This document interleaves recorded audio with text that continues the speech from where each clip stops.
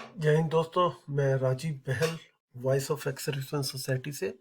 मैं voice of x-servicemen society का vice president हूँ, हेड लीगल सेल हूँ। और आज की जो हमारी वीडियो रहेगी, जो मेरी कल की वीडियो थी उसकी कंटिन्यूशन में रहेगी कि ओआरओपी की जो अनोमलीज हैं उसके पीछे बेसिक रीजन क्या है, बहुत सारे लोगों को नहीं पता है। और उसी का ये सेकंड पार्ट आप कह सकते हैं। थर्ड एंड फोर्थ पार्ट भी अगर जरूरत पड़ा तो निकालूंगा, क्योंकि ज़्यादा लंबी वीडियो नहीं बनाने के इंटरेस्टेड हूँ। आज 8 मार्च 2023 है और आप सबको होली की बहुत बहुत शुभकामनाएं। और मैं आप लोगों को बता दूं, ये जो OROP2 की अनोमलीज हैं उसके चलते हुए हम 12 मार्च 2023 को जंतर मंतर न्यू दिल्ली में सुबह 9 साढ़े 9 बजे से शुरू करेंगे और हम रोष प्रदर्शन करेंगे कि सरकार को बताएंगे कि आपकी जो नीतियां हैं OROP2 के लिए जो आपने बनाई हैं उससे हम संतुष्ट नहीं, और हम उसका रोष प्रदर्शन कर रहे हैं। अब बहुत सारे लोग हैं जो कि 12 मार्च की रैली का विरोध कर रहे हैं। कारण उनको पता हो सकता है, मैं नहीं कह सकता। लेकिन कुछ लोग, अ, ये बेवकूफ़ी वाली बात है, क्योंकि हम आपके भले की बात कर रहे हैं। अगर आप रोष प्रदर्शन नहीं करेंगे तो नुकसान आपका होगा, ऑफ कोर्स नुकसान हमारा भी होगा, लेकिन आप लोगों का भी होगा। इस बात को समझिए।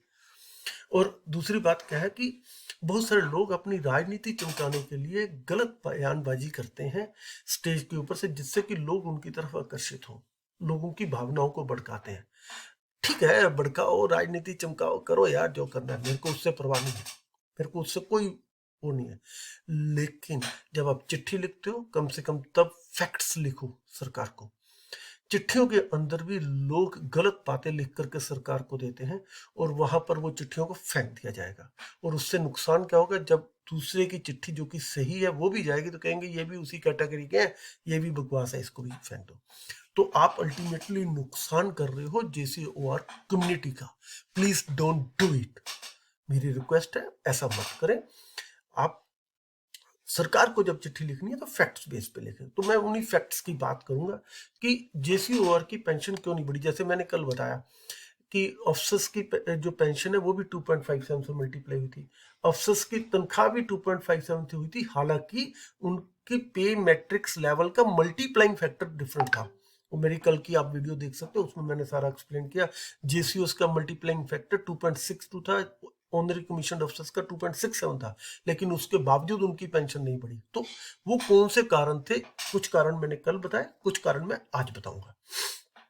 तो आज के जो कारण है उसमें सबसे बड़ा कारण मेरे को आपको लेके जाना पड़ेगा फिफ्थ पे कमीशन में, फोर्थ पे कमीशन में, थर्ड पे कमीशन में। थर्ड पे कमीशन, फोर्थ पे कमीशन एंड फिफ्थ पे कमीशन में क्या होता था? JCOs की ओवर की जो पेंशन है वो हाईएस्ट स्केल पे फिक्स होती थी। हाईएस्ट पे स्केल पे फिक्स तो होती थी, साथ में रैंक वेटेज ऐड करके होती थी। ये रैंक वेटेज क्या होती थी कि बाद में पहले 5 साल होती थी, धीरे धीरे बढ़ करके जो सिपाही थे एंड देयर इक्विवेलेंट उनके लिए 12 साल, जो नायक एंड देयर इक्विवेलेंट उनके लिए 10 साल, हवलदार 8 साल और JCOs 5 साल, ऑनरी कमीशन अफसर 5 साल। उनकी सर्विस में इतने साल की नौकरी नोशनली ऐड कर दी जाती थी और उसके बाद फिर उनकी पेंशन डिसाइड होती थी। अब इसके साथ में हाईएस्ट का क्या फायदा होता था? मान लो आपको 2 साल हुए हैं नायब सूबेदार बने, या 2 साल हुए हवलदार बने, आपकी रिटायरमेंट आ गई, गुड। आपकी रिटायरमेंट आ गई तो अब क्या होगा कि आपका हाईएस्ट पे स्केल के हिसाब से पेंशन फिक्स होगा। या नया पे कमीशन आ गया, पे कमीशन आने के बाद आपको जो है 2 इंक्रीमेंट या 1 इंक्रीमेंट या 3 इंक्रीमेंट लगी और आपको रिटायरमेंट आ गई। रिटायरमेंट आ गई तो आपकी हाईएस्ट पे स्केल पे बनेगी। हाईएस्ट पे स्केल में कितनी इंक्रीमेंट्स होती थी? 15। तो आपको 12 नोशनल इंक्रीमेंट्स मिल गई, उनके बेस पे पेंशन फिक्स हो गई। अब फोर्थ पे कमीशन में और फिफ्थ पे कमीशन में सिविलियंस ने कहा कि हमारा भी पेंशन का फार्मूला यही कर दो। ये देखिए यहाँ पर लिखा हुआ है, ये सिविलियंस की डिमांड थी 133.29 पैराग्राफ फॉर द फिफ्थ पे कमीशन। आप पढ़ सकते हैं कि हमारी पेंशन जो है एवरेज ऑफ हाईएस्ट पे करो। तो पे कमीशन ने क्या कहा? पे कमीशन कहता है कि भाई ये जो चीज है ये केवल JCOs के लिए है, क्योंकि उनकी सुपरनेशन एज बहुत कम है, तो ये आपको हम नहीं दे सकते। And 10 declined. अब जो 2 बार डिमांड उनकी डिक्लाइन होगी तो उन्होंने तीसरी बार क्या किया? सिक्स पे कमीशन आ गया। उसके अंदर चाल क्या चली? उन्होंने कह दिया कि रनिंग पे बैंड ले आओ, रनिंग पे बैंड ले आओ एंड मैक्सिमम पे स्केल बंद ही कर दो।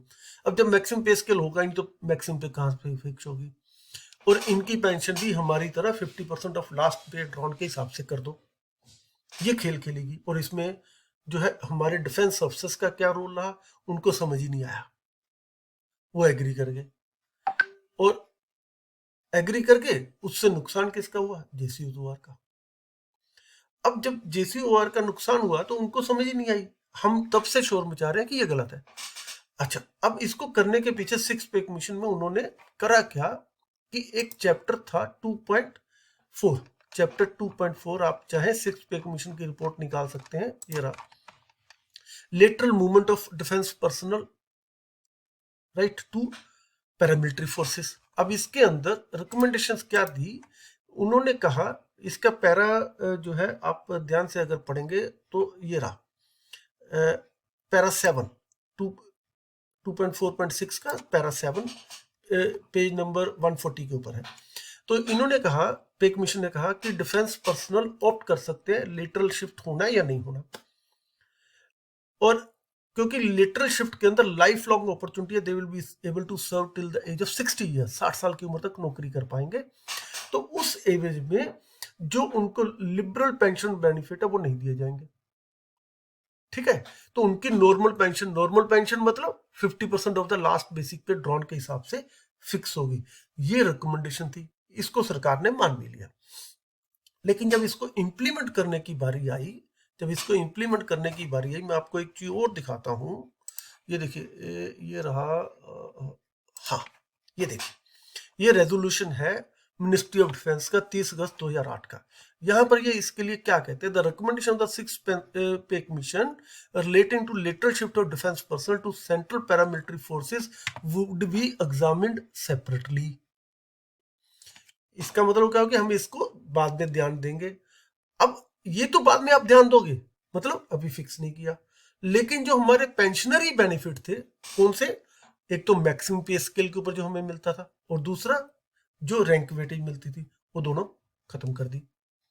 जब ये दोनों खत्म करी तो क्या हुआ कि उस समय जो हमारे अपना वो थे रक्षा मंत्री ए के एंटनी, और साथ में जो थे एक्स सर्विसमैन सेक्रेटरी ईएसडब्ल्यू।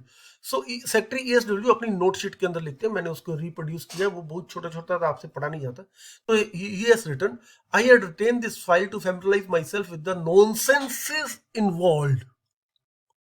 इसके ऊपर मैं एम्फेसाइज करूंगा, nonsense involved in the transition from 5th CPC to the 6th CPC. कि जो डिफेंस के लिए 5 में से 6ठे पोजीशन के अंदर जाना है, इसके अंदर बहुत नॉनसेंस है और इसके ऊपर ध्यान देने की जरूरत है। मैंने इसको रख करके समझने की कोशिश करी। ये कह रहे हैं सेक्रेटरी ईएसडब्ल्यू कौन, आचार्य साहब, एसएम आचार्य, मैं सिग्नेचर भी दिखा दूंगा। तो उन्होंने कहा कि रक्षा मंत्री ने एक बात बोली है, the principal by the RM that the benefits given to the ex-servicemen are protected। कि आरएम रक्षा मंत्री ने कहा है कि जो ऑलरेडी इनको बेनिफिट्स मिले वो प्रोटेक्टेड रहेंगे, 6 पे कमीशन के जो बेनिफिट्स है वो एक्स्ट्रा होंगे। मतलब 50% पेंशन दी जाएगी without reducing on the number of basis of their what we call length of service के हिसाब से रिड्यूस नहीं करनी, लेकिन इनको वेटेज वगैरह सब कुछ मिलेगी, वो हटा दी गई। तो उन्होंने कहा कि भी अगर आगे जाकर के लिखते हैं, ये देखिए, if lateral entry does not work out then what is the pension formula to be adopted. तो कहते मेरे को, मैं जानना चाहता हूं कि अगर लेटरल एंट्री सिस्टम ना चला तो क्या होगा।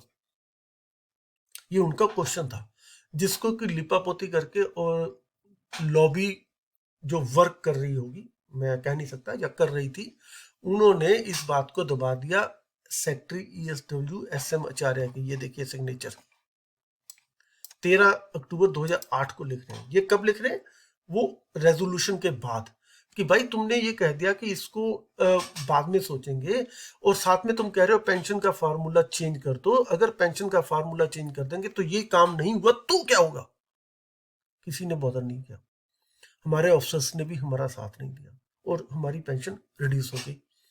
ये मेजर रीजन है कि जब वो पेंशन रिड्यूस हुई तो उसके कारण जो 6 पे कमीशन में रिड्यूस हुई, फिर 7th पे कमीशन में रिड्यूस हुई, जिसके कारण हमारी OROP 1 एंड OROP 2 के अंदर पेंशन बहुत कम बढ़ी।